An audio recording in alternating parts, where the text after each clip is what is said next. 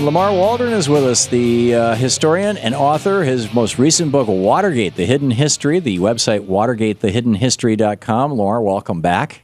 Great to be back with you, Tom. So, the 18-minute gap. By the way, this is Lamar's book. Whoop, wrong side. This is Lamar's book, Watergate, The Hidden History. So, what is the what was in that 18-minute gap that Rosemary Woods had to stretch so far for? Clearly, that's not what happened. I mean, well, it's important to stress that. In fact, let's start out by telling people what the 18-minute gap was. Nixon had a recording system and all this kind of stuff. I have another idea because a lot of your listeners are probably much too young to remember Watergate. Let's kind of start a little bit back at the beginning. Sure.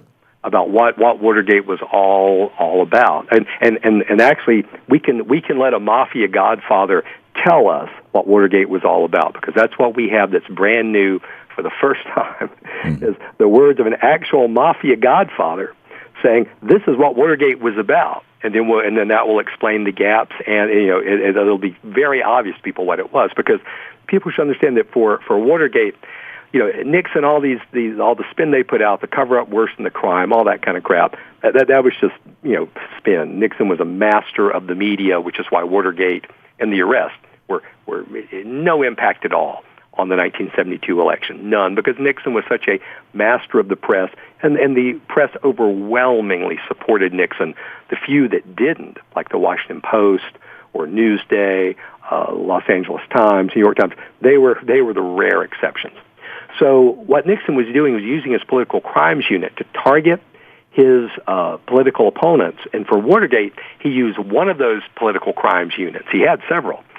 To try to keep from having his long-standing mafia ties exposed, particularly two huge mafia bribes of up to $1 million each. One of those $1 million mafia bribes just months before the first Watergate burglary. Now, here's where we're getting this new information that's in the. I should stress this new information is only in the trade paperback of Watergate: The Hidden History. It wasn't in the hardback last year, but this is so new. This is so fresh. It's only in the new trade paperback. New and improved. Last week. What happened in the spring of 1973? The Watergate arrests were, as I said earlier, June 17th, 1972. Almost a year later, not quite. There was a very prominent attorney, still alive today, but not in the news like he was, F. Lee Bailey, who was the most prominent attorney at that time. I mean, he was famous in a way that Johnny Cochran wasn't even famous when Cochran was alive. I mean, he was famous and a media figure far beyond any current attorney. I cannot think of an attorney to compare him to today. So if you combine the top 2 or 3 attorneys on television, he was a rock star. He was a total rock star. Yeah. And he had 2 interesting clients in the spring of 1973. One was one of the Watergate defendants, a former CIA officer for the Central Intelligence Agency. But his other client in the spring of 1973 was Florida Godfather Santo Trafficante Jr., who headed the American side of the French Connection heroin smuggling ring, one of the more powerful and crafty godfathers in all of America. He didn't rule unchallenged a huge territory like, say, Carlos Marcello did. He didn't have the 1,000 square miles or something. But he was very powerful because he was allied with Marcello. He was allied with the New York Mafia. So he was allied with the head of the Washington, D.C. Mafia, which most people don't realize today actually existed.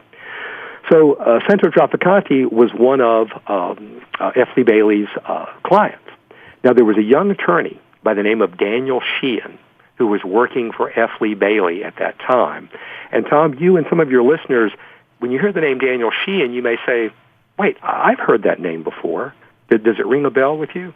Yes, but tell us why. And for your listeners, Daniel Sheehan had just come off the Pentagon Papers case that you see in the news all the time today, because it was somewhat similar, not identical, but to what's happened in the recent Daniel Ellsberg NSA spying case. That's right, Daniel Ellsberg getting those papers, secret papers, needlessly secret papers about the Vietnam War, giving them to the New York Times and getting them published. Okay, so Sheehan had been part of that case. He had then left to join F. Lee Bailey's very small firm But, he joined a rock star firm. Years later, Sheehan would become very famous for the Karen Silkwood case, where the woman was killed because she was exposing corruption in the nuclear industry. A lot of other socially prominent cases, including helping to expose parts of Iran-Contra. So that's what Daniel Sheehan became. But at this time, he's just a young guy just starting out, so he doesn't really have any clout. And so while Sheehan was working for Trafficante, he gets very confused because, F. Lee Bailey, they've got this new client, one of the Watergate defendants, and they're following that, and then F. Lee Bailey and the chief investigator for Bailey, they're in touch with Santo Trafficante. So, and at the time, you can verify this, Tom, because you have a little gray hair like I do, the Mafia never came up related to Watergate. Right. Never. Right. I mean, that just wasn't mentioned at all. It wasn't mentioned by Woodward and Bernstein in any of the news coverage, even though, as we now know, two of the Watergate burglars were actually working for Santo Trafficante at the time. Right. But Sheehan wondered, well, what's going on here? What tie does Trafficante have to what's the deal here? And so he eventually learned from F. Lee Bailey's chief investigator, who had talked personally to Santo Trafficante about this. Here's what Santo Trafficante told Bailey's chief investigator, that in September 1960, facing a tough election battle against JFK, Vice President Nixon ordered the CIA to hire the Mafia to kill Fidel Castro, because Nixon felt, having been vice president for 8 years, if Fidel Castro, who had just recently taken over Cuba, if he were shot and killed right before the election, that instead of going with young, unproven Senator John F. Kennedy, the American voting public would instead go for Richard Nixon.